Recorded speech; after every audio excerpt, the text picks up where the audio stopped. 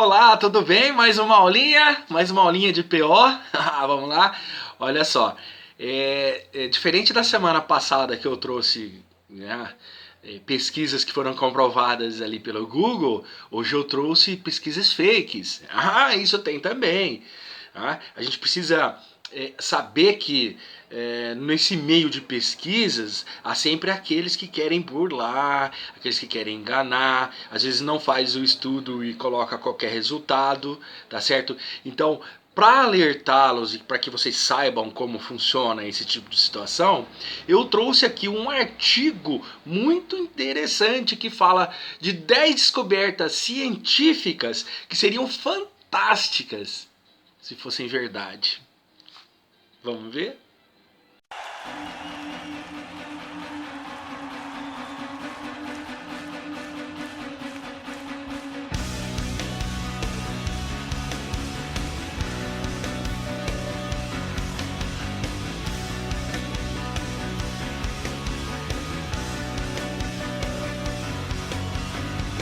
There's a story in your eyes. I can see the hurt behind your smile. For every sign I recognize, another one escapes me. Let me know. Olá, isso vai ser um pouco diferente de tudo que a gente está acostumado a ver. Uma vez que eu vou trazer uma coisa não real. Real no sentido de que foi publicado, de que colocaram essas descobertas em evidência, mas toda a tese foi feita para ser quebrada, então dessa forma as pesquisas não foram adiante, porque foi descoberto que não é verdade, né? Então é uma coisa, se não for interessante, é cômica.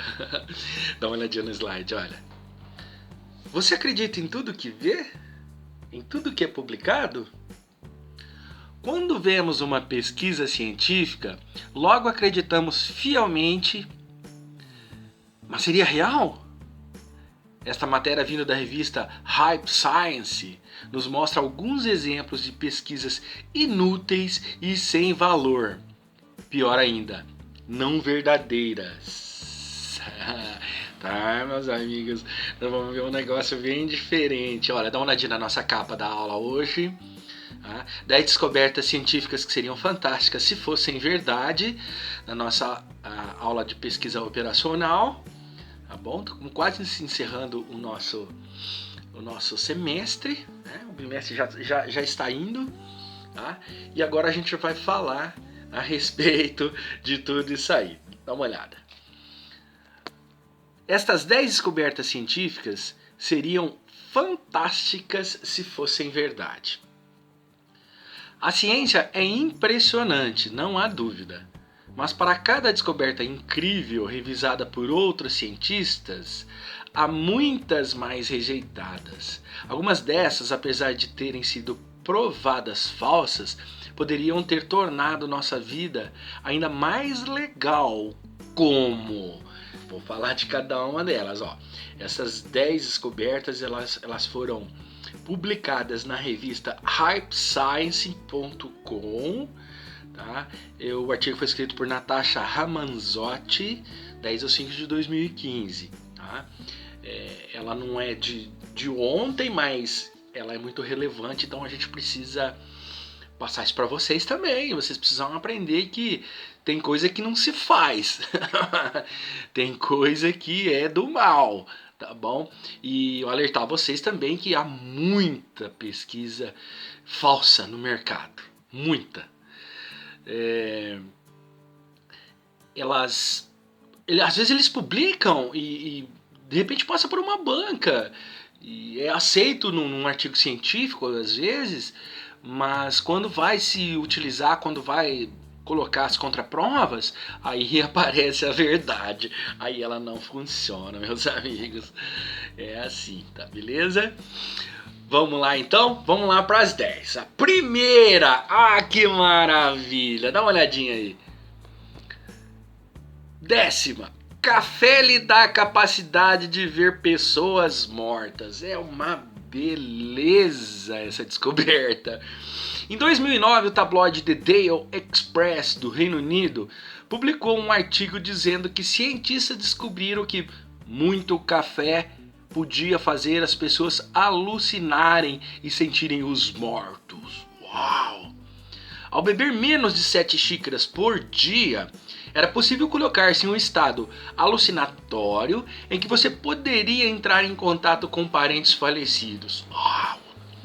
Enquanto esse jornal focou no aspecto sobrenatural do estudo, outros veículos de informação mais respeitados também divulgaram o estudo, se atendo à capacidade do café de lhe colocar em uma viagem estilo LSD.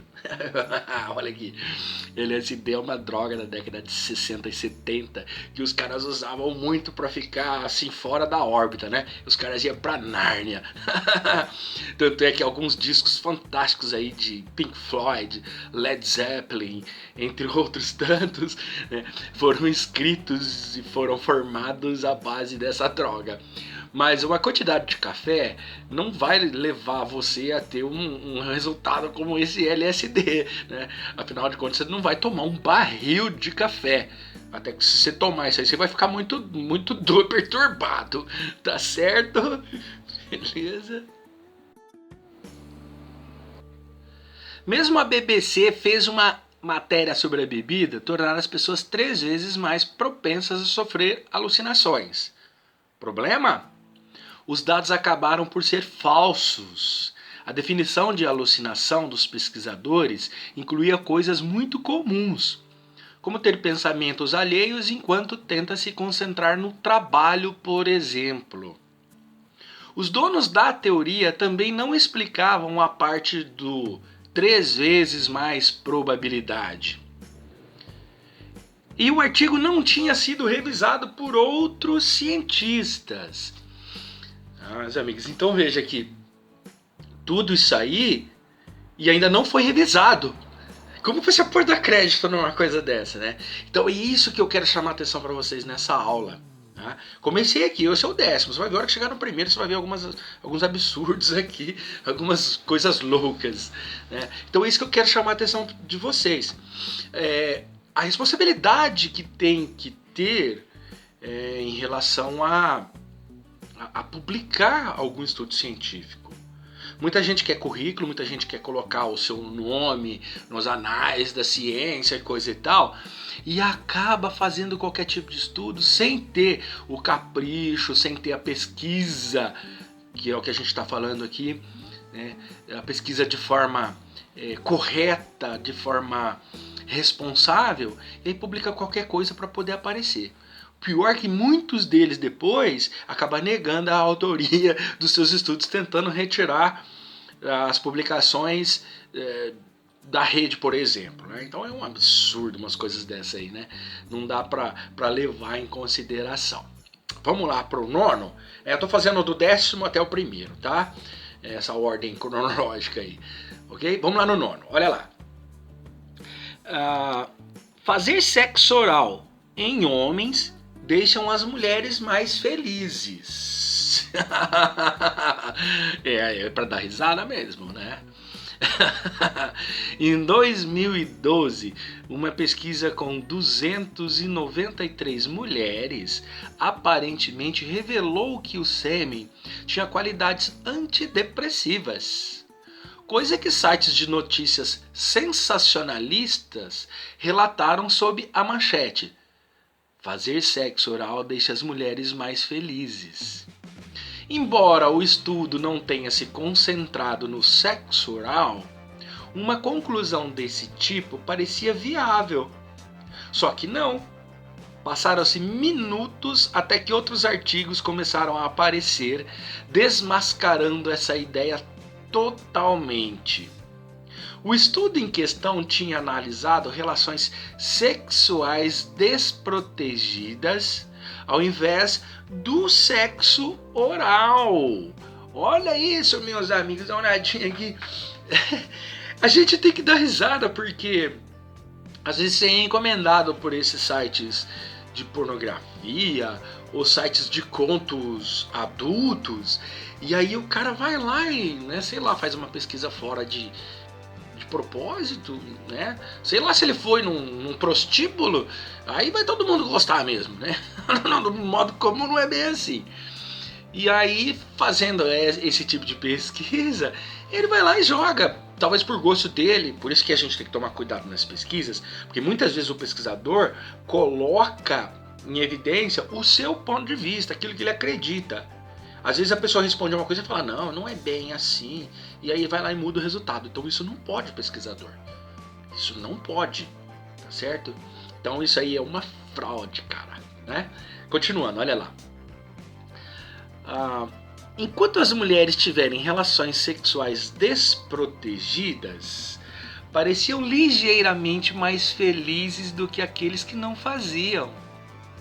Havia muitas outras interpretações que não dependiam do sêmen.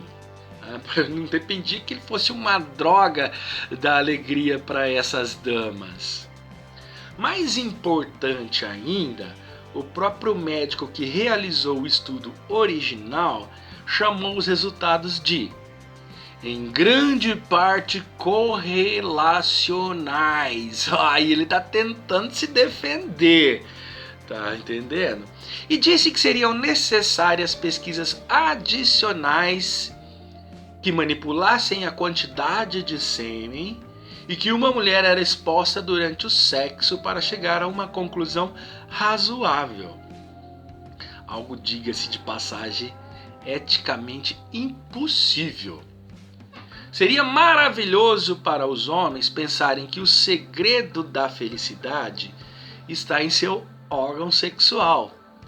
Mas infelizmente a ciência discorda. Olha isso aí, né? Olha, os desinformados, quando lêem uma coisa dessa aí, eles acreditam. Eles falam, é isso aí mesmo, o meu negócio aqui é a felicidade da mulherada. Não pode, né? Não pode. Você está provando que isso aqui foi uma grande bobagem. O modo que se aplicou a pesquisa foi equivocada, não era daquele jeito, né?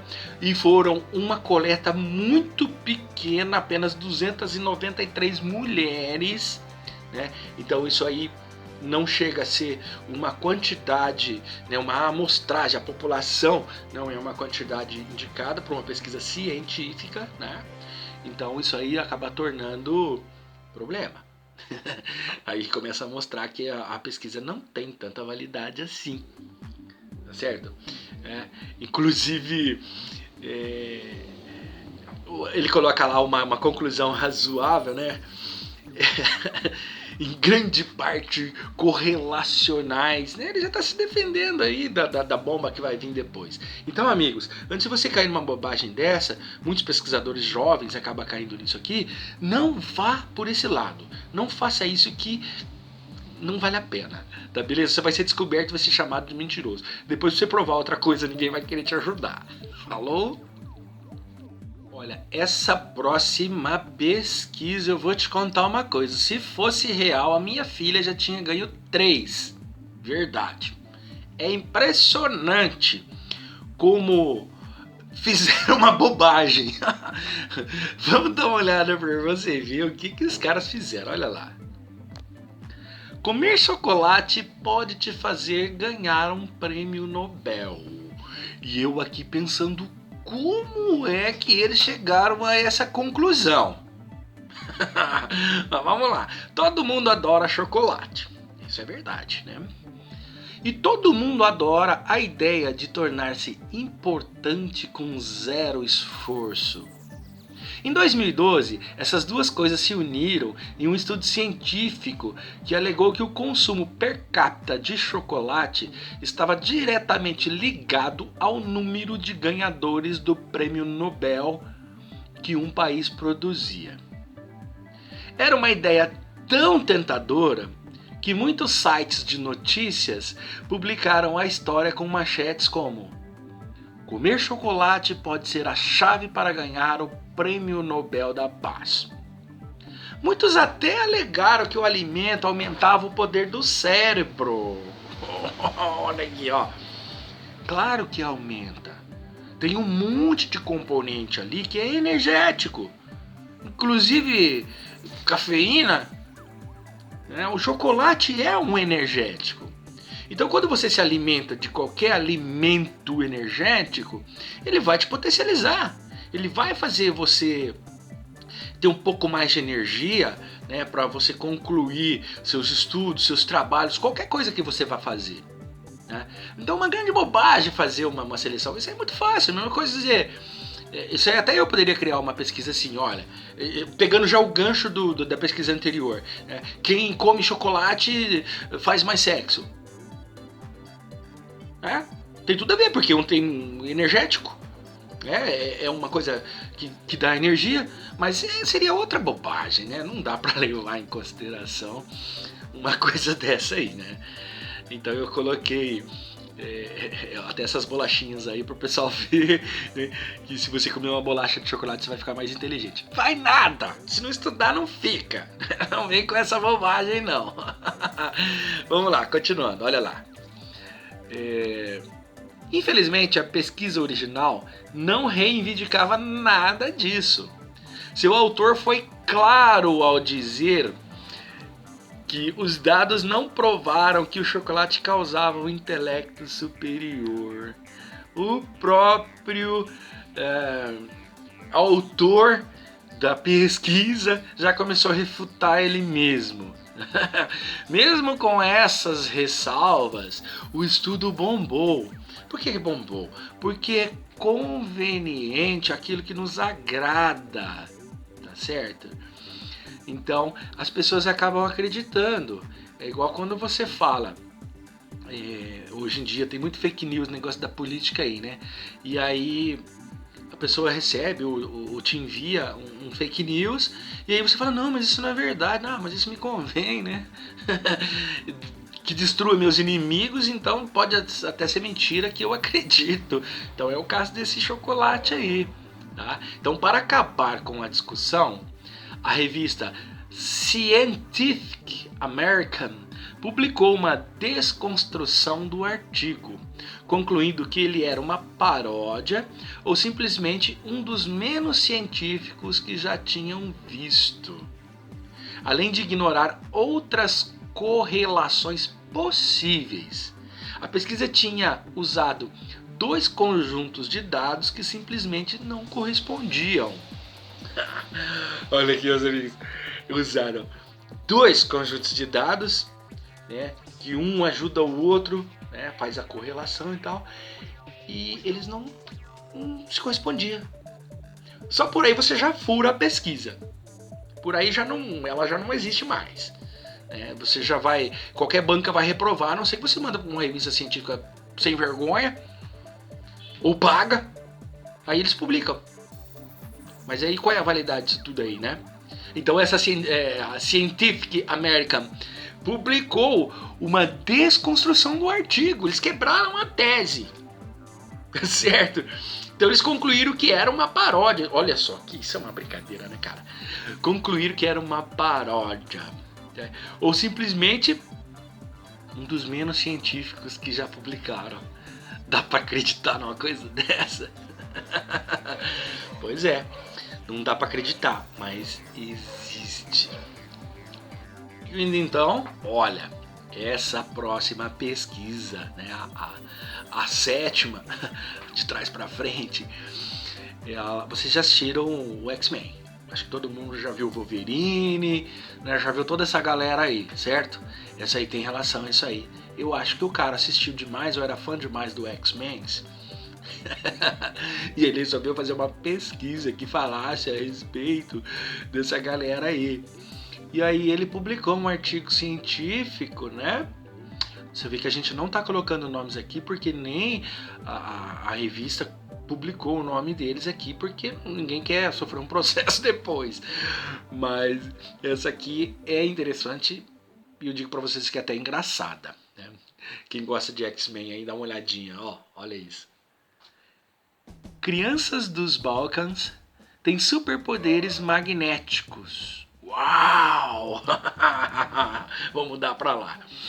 De todos os universos possíveis de filmes, o X-Men é um dos mais legais. Todo mundo concorda com isso, né? Então, não é nenhuma surpresa que a imprensa deu maior destaque quando 2 meninos dos Balcãs foram descobertos em 2011 com poderes estilo Magneto. Estilo Magneto. Um menino na Sérvia dizia poder segurar talheres de metal em seu peito, enquanto o outro na Croácia podia atrair objetos metálicos e ainda tinha poderes de cura estilo Wolverine. Por um segundo parecia que o mundo super-herói era possível, só por um segundo mesmo. Poucos dias depois, os cientistas apontaram as falhas óbvias dessas aclamações. Para quem não sabe onde fica o povo Balcãs, eu vou explicar para vocês aqui rapidamente, tá? A Península Balcânica é um nome histórico e geográfico para designar a região sudeste da Europa, que engloba Albânia, Bósnia e Herzegovina, Bulgária, Grécia, Macedônia do Norte, Montenegro, Sérvia, o autoproclamado independente Kosovo, a porção da Turquia no continente europeu. Tá certo, meus amigos? Então, assim, quando eu falar que aquele povo russo é tudo louco, né? A gente começa a olhar por essas pesquisas aí também. Aquele leste europeu lá é muito louco mesmo, de fato. Beleza? A principal foi o fato de que os dois rapazes tinham de se inclinar ligeiramente para trás para se certificar de que o metal continuasse ligado a eles, algo que claramente não seria necessário se eles fossem mesmo magnéticos. E, em vez disso, os cientistas concluíram que os poderes das crianças eram provavelmente o resultado de sua pele ser mais gordurosa e pegajosa do que o normal, né? Uns porquinhos gordinhos. É uma piadinha carinhosa, tá? Senão daqui a pouco vão querer me processar por ter chamado o menino Balcão de porquinho gordinho. Aí eu mando procurar o que fazer. Quanto à cura Wolverine, a revista Discover alegou que se devia apenas ao fato de que crianças cicatrizam tecido muito mais rápido do que os adultos.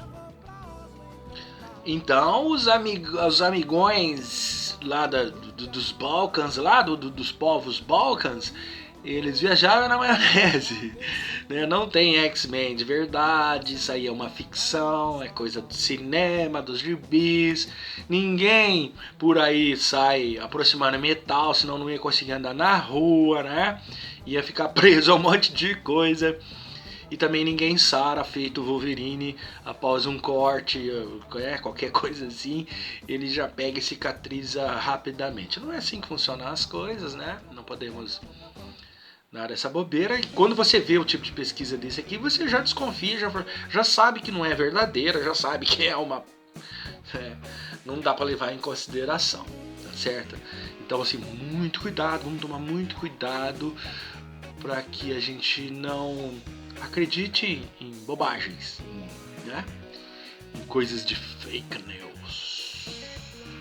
A sexta pesquisa em ordem decrescente, tem muito a ver aí com ficção científica, com espaço, com naves, com...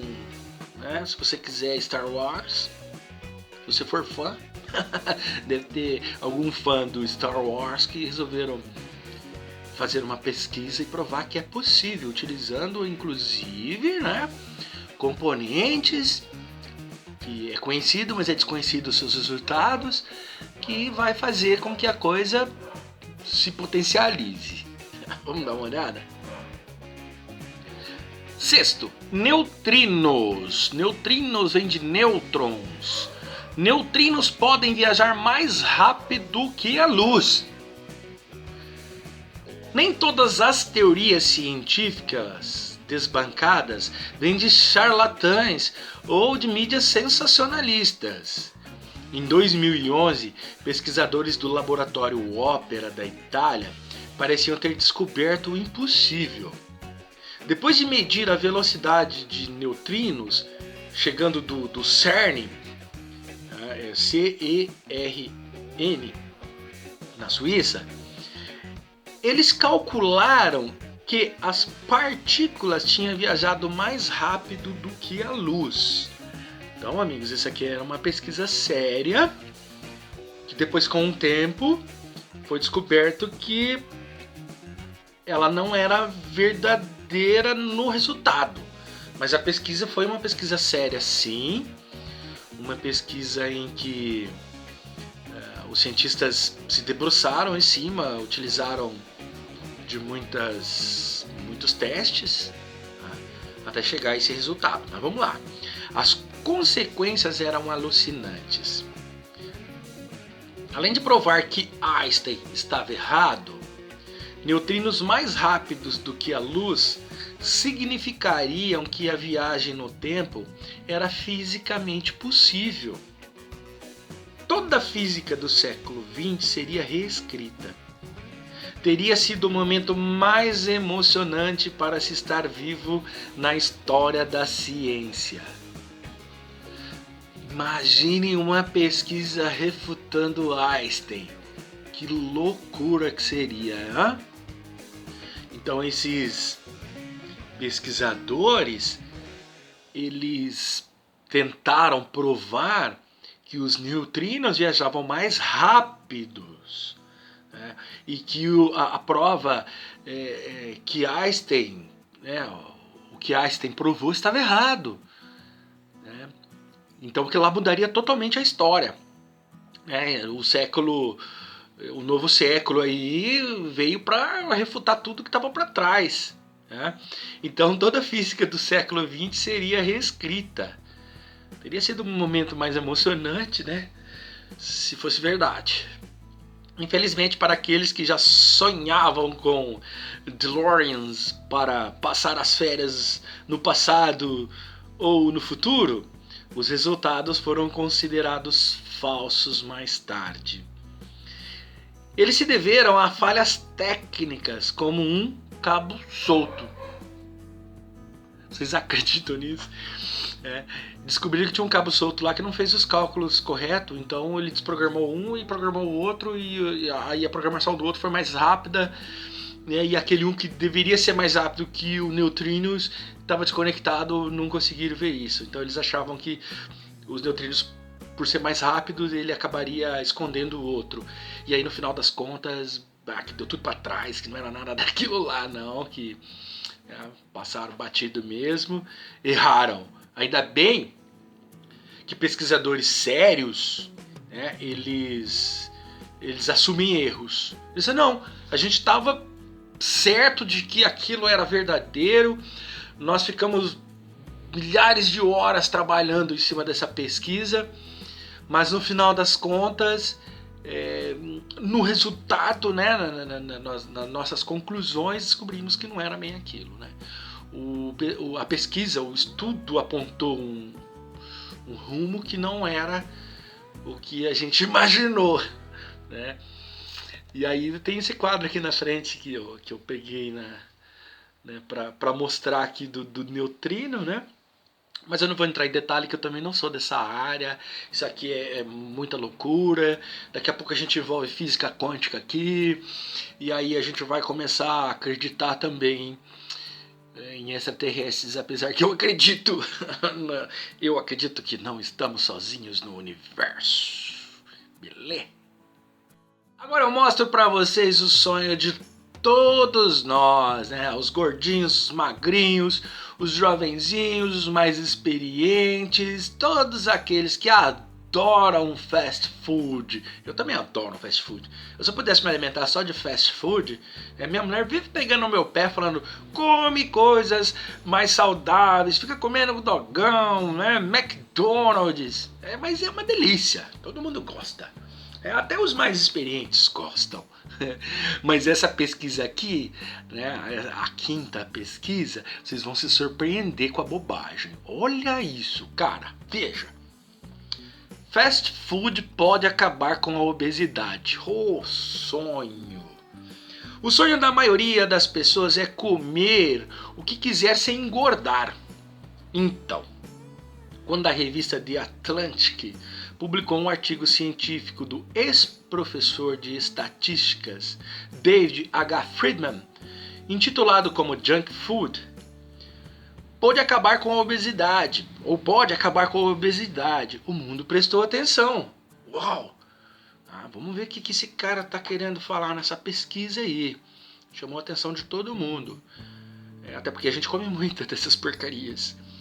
Então Friedman argumentava que muitos alimentos não processados eram menos saudáveis do que os alimentos processados. E que as pessoas podiam levar uma vida saudável, magra, comendo o que chamamos hoje de porcarias. Não demorou até que outro artigo escrito por Paul Rayburn acabasse com a teoria de Friedman. Sempre vem um danadinho ali para refutar a ideia dos caras. Bem, ao contrário, ao que parece, o estatístico ativamente escolheu os dados que queria usar no seu artigo. Veja que ele manipulou a pesquisa. Ele fez uma escolha ali de alguns dados específicos. Então, assim, quando se faz uma coleta numa pesquisa que você envolve vários dados, você precisa utilizá-los porque eles se complementam. E aqueles que não se complementam, ele é refugado. Mas nesse caso ele fez o quê? Ele pegou os dados e excluiu alguns desses dados que diria exatamente ao contrário. Então ele publicou apenas aquilo que era do seu interesse. Talvez a gente não pode afirmar isso, nem a revista afirma, mas é o que a gente pode analisar ou interpretar, é que alguma empresa de fast food pediu para que fizesse uma pesquisa dessa utilizando dados científicos. Então isso aqui foi manipulado. Então olha, o estatístico ativamente escolheu os dados que queriam usar no seu artigo, usando apenas os exemplos de alimentos com maior teor calórico, destacando os poucos aspectos saudáveis de alimentos processados e ignorando as montanhas de evidências, mostrando que vegetais, grãos integrais, frutas e soja são bons para a saúde. Seria impressionante viver em um mundo onde 20 Big Macs por dia te deixariam magro, mas infelizmente não é este. Então, meus amigos, não é 20, não são 20 Big Mac, 2 por dia já vai fazer uma diferença brutal. E se você se alimentar melhor de outras coisas, um já vai fazer diferença. Porque essa porcaria, desculpa o termo, eu também adoro, mas eu utilizei até o que estava no artigo, mas esse lanche aí, ele tem mais de 1000 calorias. Então é uma coisa absurda, Uma refeição completa tem 1200 calorias. E só um hambúrguerzinho desse aí são, referente, equivale a uma refeição completa. Apesar de não ter as vitaminas, talvez alguns minerais, algumas coisas aí que a gente necessita, tá certo? Mas ele tá aí, Então não adianta, aí não vai existir um lanche magro não, porque vão ter gorduras, açúcares, sódio, entre tantas outras coisas aí que vai fazer diferença, Tá certo? Então, mais uma pesquisa que foi pro ralo. Acredito que isso aqui foi construída com interesse da indústria, A gente tem várias empresas de fast food, todas elas muito bem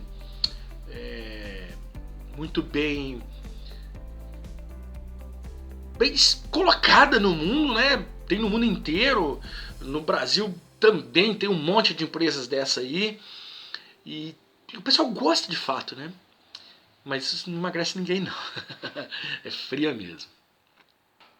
Agora vamos para a quarta em ordem cronológica decrescente. Eu tô recebendo muita interferência hoje, né? Eu já cansei de falar pra vocês aqui que tem um cachorrinho do lado, outro cachorrinho do outro. Do outro lado não é cachorrinho, é um cachorrão. Ele late loucamente, né, freneticamente. Então pode ser que apareça aqui no áudio da nossa gravação aqui os latidos desse cachorro aí, né? Não sou muito fã de cachorro não, mas esse aí atrapalha mesmo, cara. Ele late dia e noite, é uma bagunça. Mas vamos ao que interessa então. Lá o quarto da nossa ordem decrescente é uma coisa também que, se fosse assim, eu era magrinho. A leitura ajuda a perder peso. Ajuda, claro. Pega um livro aí e fica 5 horas lendo um livro numa esteira que você vai perder peso. Isso aqui é óbvio. Dá pra ver de longe, não é não? Você lendo tá queimando calorias? Não, essa pesquisa aqui não precisava nem ler pra gente saber que ela não é verdadeira, né? Até porque o que a gente queima lendo é o equivale ao que a gente queima dormindo. O corpo tá o tempo todo metabolizando, o tempo todo ele tá queimando, né, as energias que a gente acumula. Então mesmo parado você está queimando. Você queima respirando, piscando, né, falando, lendo também, tá? Mas é uma coisa tão irrisória, tão pequena que não vai fazer tanta diferença assim na vida do gordinho. Ou do magrinho que quer permanecer magrinho. Então não é tão simples assim. Mas vamos ver o que diz aqui o estudo. Olha. O problema com a perda de peso é que exercício e dieta são coisas difíceis de se fazer, de forma que amamos qualquer coisa que pareça mais simples. Como os resultados de um estudo de 2008 que declarava que crianças obesas podiam perder peso lendo romances. Uau, que romântico! Embora as manchetes sugerissem que qualquer romance serviria, na realidade o estudo tinha analisado apenas os resultados de crianças que leram um livro com uma mensagem positiva relacionada à perda de peso. O que me parece um livro de autoajuda. Olha, pessoal, o que eu digo para vocês é o seguinte. Você pode perder peso lendo, né? Pode perder, desde que você esteja se movimentando também, porque só na leitura aqui é muito pouco. Não dá para acreditar muito nisso aí não. Uma outra coisa também, quando eu falo para vocês que a pesquisa pode ser manipulada, e olha a forma que a gente está falando, olha, veja bem.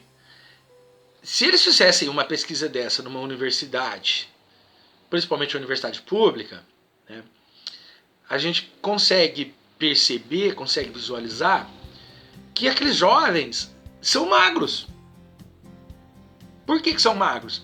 Bom, porque tem um metabolismo acelerado, porque são jovens, porque comem mal, porque dormem mal, não descansa como deveria, às vezes extrapola em outras coisas, às vezes estuda muito. Então isso acaba gerando um resultado, mas seria um agrupamento muito específico. Aquela população seria uma população. Agora, se ele fizesse uma pesquisa dizendo que os estudantes universitários mantêm o corpinho por essas condições aí que eu falei, aí tudo bem. Agora, dizer que a leitura vai fazer com que ele fique magro, que ele emagreça, não. Segue. Os pesquisadores deram a um grupo de crianças em um acampamento de saúde um livro sobre a menina acima do peso que eventualmente emagrecia e fazia alguns amigos. Eles descobriram que as crianças que leram a história tiveram uma diminuição no IMC de 1%. 1%, estou falando. Maior do que as que não leram a história. Mesmo estes resultados parcos foram rapidamente contestados. Aí vem de novo a revista Discover e ela diz o seguinte, que a correlação era fraca na melhor das hipóteses e disse que muitas variáveis não foram levadas em conta. Longe de ser uma prova da eficácia da leitura em ajudar as crianças a perder peso, simplesmente foi um estudo vagamente sugestivo, tomado fora de proporção. E aí eu chamo atenção novamente para aquilo que eu falei lá no início. Quando a pesquisa já é direcionada, ela já vai seguir para aquele tipo de resultado.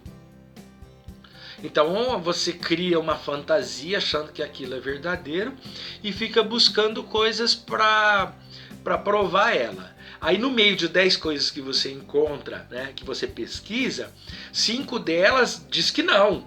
E aí você tira elas. E aquelas outras 5 que diz que sim, você segue com ela. Aí sabe o que acontece? Quando for para uma banca, quando a revista científica for analisar o seu estudo, ele vai dizer, mas por que os outros 5 ele descartou? E exatamente os outros 5 que dava negativo a esse resultado aqui. Então foi manipulada a pesquisa, foi utilizado de forma direcionada, então não vale. Aí eles desce o martelo dizendo, ó, não vale, não é válida. Tá? Então é um cuidado que a gente precisa ter, é um cuidado muito grande. Essa pesquisa terceira, da ordem decrescente, ela vai falar de uma coisa a respeito de muita fantasia que a gente já viu, ouviu, leu. Todo mundo sabe das histórias dos incas, dos maias, dos astecas, que eles eram extraterrestres, que eles foram levados do planeta por serem povos mais evoluídos, ficaram alguns aqui para comprovação, tanto é que aqui na América Latina a gente tem um monte de descendentes deles, né? Principalmente nos países mais da parte do Pacífico, né? E tem muita história, muita ficção, muita fantasia, né? Tem aquela história daquelas pedras inglesas lá chamadas Stonehenge, que foram, ninguém sabe como ela colocaram ela de pé, porque não tinha como mexer com aquilo lá, né? Muito pesado, muito grande para a época, não se tinha um guincho, nada disso.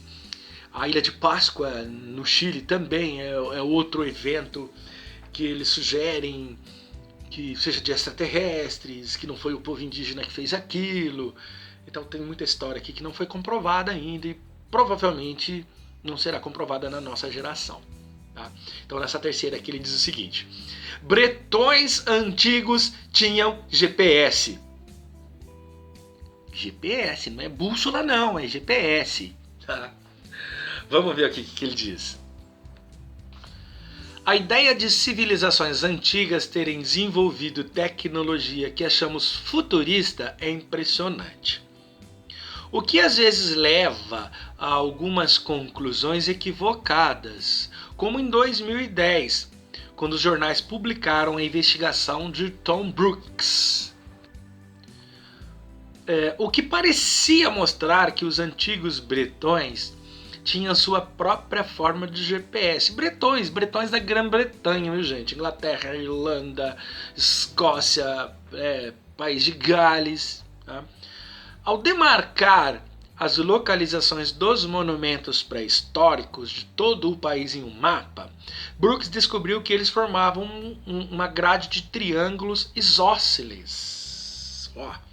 Será que os antigos bretões descobriram a geometria 2 milênios antes dos gregos? Infelizmente, a ciência rapidamente respondeu essa questão. E a resposta foi não. O matemático Matt Parker, da Universidade de Londres, aplicou as exatas mesmas técnicas de Brooks para o local de lojas Woolworths, na Grã-Bretanha, e provou que a interpretação seletiva poderia fazer essas lojas se alinharem no exato mesmo padrão que o GPS pré-histórico de Brooks. Então, amigos, olha, cara, escreveu bobagem, os caras pegam mesmo, não tem jeito. Então, assim, a bússola a gente sabe que é muito antiga, Porque foi descoberto também em outras épocas aí que os polos eram magnéticos, então que uma bússola sempre vai apontar para o norte, né? Mas um GPS naquela época fica meio descabido, né? Meio estranho de entender ou de acreditar, tá? Mas rapidamente foi refutado aí a ideia, beleza?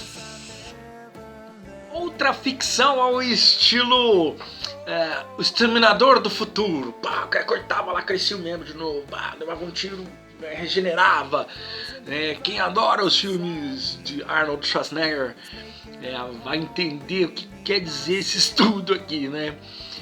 Às vezes eu dou uma risada assim, mas é porque se você vê o título, você já fala, não é possível, esses caras são loucos, eles não fizeram um negócio desse aí, não. Mas vamos lá, na segunda, na vice-líder aqui. 2, vamos lá. Fórmula mágica. Pô, fórmula mágica é legal demais. A gente que é professor, a gente vive encontrando fórmulas mágicas dos nossos queridos alunos, não é verdade? Fórmula mágica pode ajudar a crescer de volta um dedo. Uau, que legal! Se fosse descoberto isso aí, hein? Dava para regenerar vários órgãos, aí os transplantes ficariam... fantástica essa ideia, vamos lá. Um pó especial. Uau, entrou uma fada na história.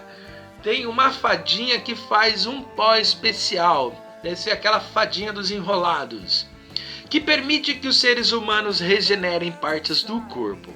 É um dos sonhos da medicina. Claro. Em 2008, isso parecia quase ao nosso alcance. Um homem de Ohio, nos Estados Unidos, aparentemente havia conseguido crescer de volta a ponta do seu dedo cortado usando uma fórmula que continha coisas como bexiga de porco. Uau! A mídia amou a história, pensando que seria o início de uma revolução da medicina. No entanto, quando os cientistas quiseram analisar o processo de perto, perceberam que era bobagem. O pouco de dedo que o homem havia perdido não incluía articulação.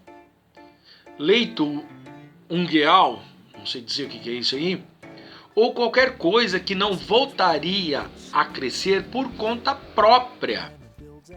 Além disso, o ingrediente-chave na fórmula da bexiga de porco era aparentemente uma matriz extracelular, algo que pode ser encontrado em cada coisa viva na Terra. Então olha só, o cara pegou uma coisa lá, uma matriz extracelular que cresce, uma planta, quando você quebra ela cresce de novo, né? Claro que ele não vai recuperar articulações, por exemplo, né? Ossos, por exemplo. E aí os caras disseram, não, isso aqui encontra em qualquer lugar na natureza. Pô, vocês estão loucos, né? Com essa história aí, com essa ideia aí, né? Não é assim que funciona. Gente, quanto mais esdrúxula for o tema, por exemplo, né? Quanto mais estranho for o título, mais vai causar desconfiança.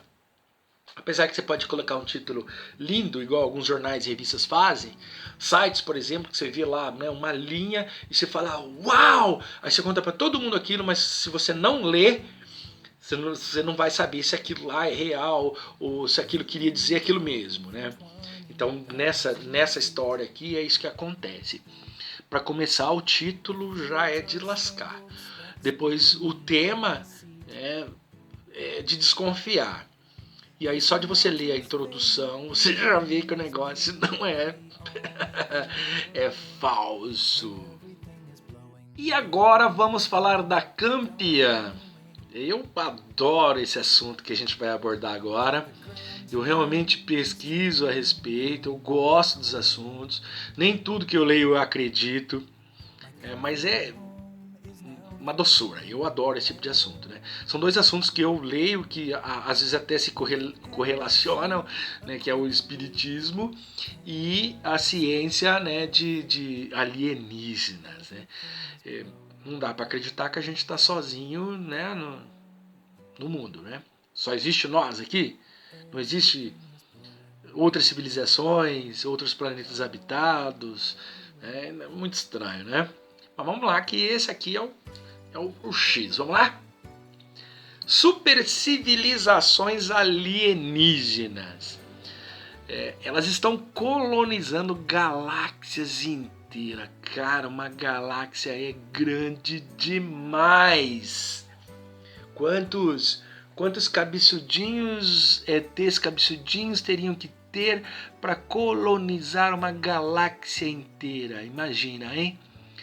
Se a gente pegar uma galáxia de nível pequeno, né, feito a nossa Via Láctea, e junto com ela existem milhões de outras já descobertas, a gente vai ver que é um negócio assim uma esfera um pouco grande. Em 1960, o físico Freeman Dyson surgiu com uma maneira plausível de detectar civilizações alienígenas. Até então ninguém tinha detectado, né? Segundo ele, o avanço tecnológico de qualquer civilização seria limitado pela necessidade de energia. Assim, aliens inteligentes acabariam por aproveitar o poder de suas próprias estrelas ou até mesmo de galáxias inteiras. Para fazer isso, eles teriam de trancar estrelas individuais em uma mega estrutura cósmica gigantesca, chamada de esfera de Dyson. Algo que teria efeitos visíveis a partir de milhões de quilômetros de distância. Só precisávamos encontrar evidências dessas esferas para provar que alienígenas existiam. Amiguinhos, todo mundo sabe que eles existem. Algumas pessoas não querem acreditar, outras preferem não enxergar, né? Minha religião não permite. E os cientistas, né, principalmente os físicos, estão nessa batalha aí, né, para poder provar. Então nós tivemos grandes estudiosos, né, Einstein, por exemplo, que fez estudos quânticos, que fez estudos formidáveis, mas não se prova nada por completo, né? Existem evidências, é isso que a gente chama, beleza? Então, seguindo, olha, essa é uma teoria impressionante, mas infelizmente um estudo publicado em abril de 2015 acha que não é verdadeira. Os cientistas analisaram as 100 mil galáxias mais próximas à nossa. Olha, 100 mil! Para você ver o tamanho da coisa, né? As 100 mil galáxias mais próximas à nossa e não encontraram nenhuma evidência dessas esferas. Aliás, qualquer império galáctico deixaria vestígios de energia que o estudo teria pego, mesmo que não usassem as estruturas previstas por Dyson. Estou falando Dyson aqui da forma inglesa, pode ser Dyson, tá? Eu não vou falar Dyson que eu achei a fonética feia. Com o universo beirando os 14 bilhões de anos de idade, isso também é uma previsão, tá?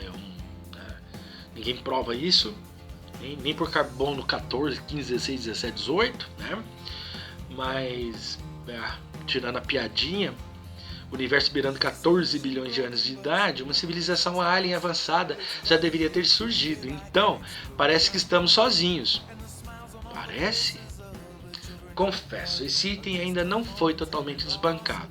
Afinal, o universo é um lugar imenso. Mas, ao que tudo indica, nenhuma civilização avançada parece viver perto de nós. E se já viveu, certamente não encontrou um jeito sustentável de aproveitar a energia.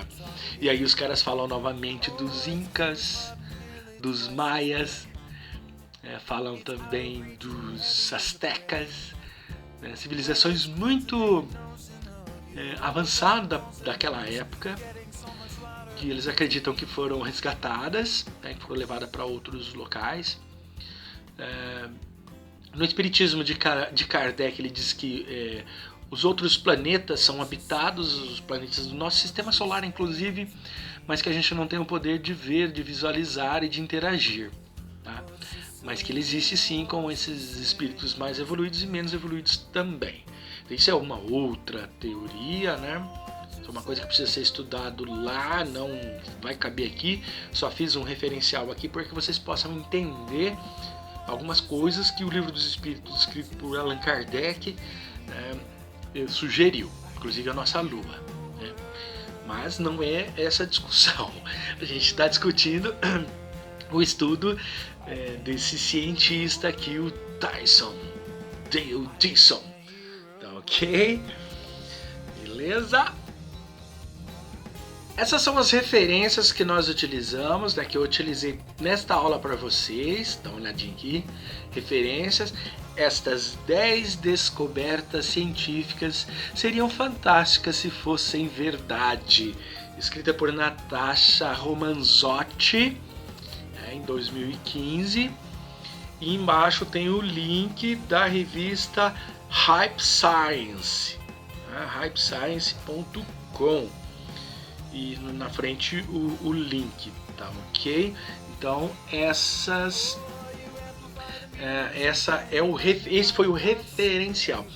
Bom, pessoal, já vou passar para vocês aqui as atividades da semana, mas eu gostaria de chamar a atenção para uma coisa. Qual foi o objetivo dessa aula de hoje? Veja, a nossa disciplina é pesquisa e nós fizemos aquelas alterações para ser uma pesquisa mercadológica. Pesquisa mercadológica não só é uma pesquisa para você buscar um dado na empresa para aplicar uma estratégia, mas a gente deve levar em consideração também as pesquisas de modo científico.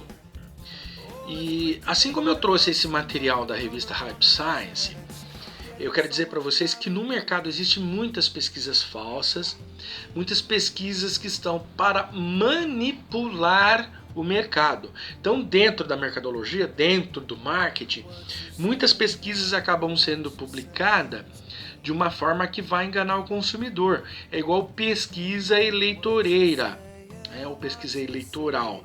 Eles pagam lá um centro de pesquisas, eles fazem essas pesquisas, depois lá demonstra que certo candidato está em primeiro, coisa e tal, e isso acaba influenciando nas eleições. Então eu digo para vocês, muito cuidado, porque muitas pesquisas que estão publicadas aí não são verdadeiras, tá? É o cuidado que a gente tem que ter. E outra coisa, jamais faça uma pesquisa com inverdades. Você pode até fazer uma pesquisa acreditando numa tese, levantar esses dados e informações, publicar, mostrando, provando, e depois vir algum outro cientista e refutar ou quebrar essa tese aí, dizendo que não é verdadeira. Isso é válido, porque as teses foram feitas para ser quebradas. O que não pode acontecer, o que a gente diz assim, olha, muito cuidado, é quando você manipula dados, igual eu falei, você coleta 10 coisas, 5 não condiz com aquilo que você quer no seu estudo, você simplesmente elimina. Gente, quando alguém for fazer o estudo para comprovar isso aí, vai ver que você fez isso e vai mostrar que foi manipulada. Toda pesquisa manipulada, ela perde a validade. Ela deixa de ser válida, ela passa a ser inválida, né? Até mesmo aquelas pesquisas que ainda não provaram nada, que são de partida, elas ainda são inválidas. Tá? Então é um cuidado muito grande que nós precisamos ter. Então a ideia dessa aula foi chamar a atenção de vocês, que existem coisas bacaníssimas, principalmente na rede, mas existem coisas ridículas, esdrúxulas, né, que pode acontecer da gente ler por estar numa revista científica ou estar publicado em algum lugar, acreditar e aí ela não ser verdade, tá bom? Então vamos às atividades da semana para a gente encerrar mais uma aulinha, ok? Lá. Atividades da semana.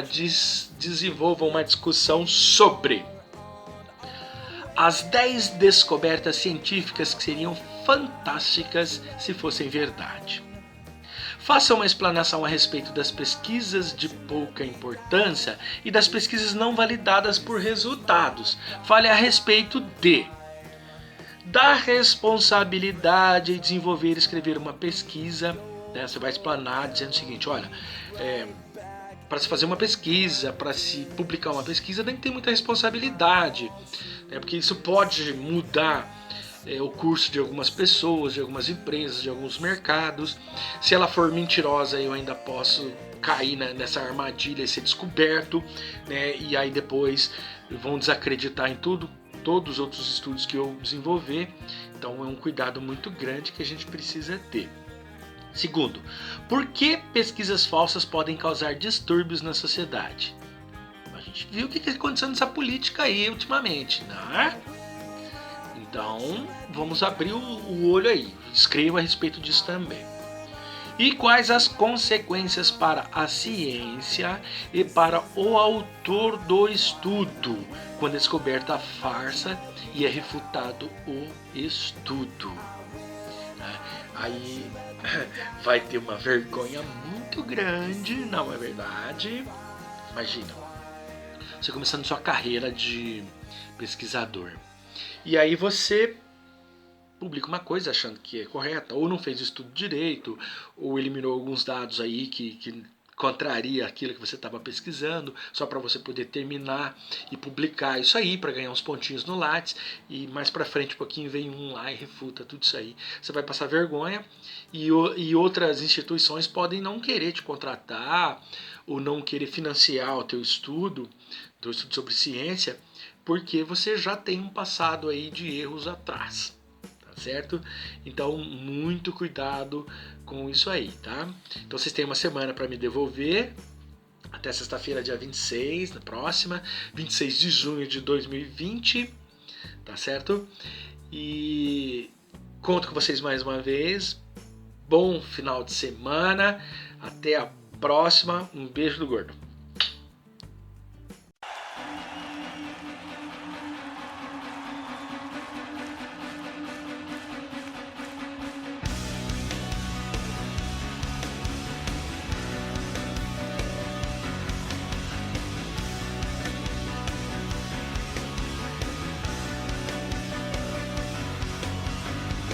There's a story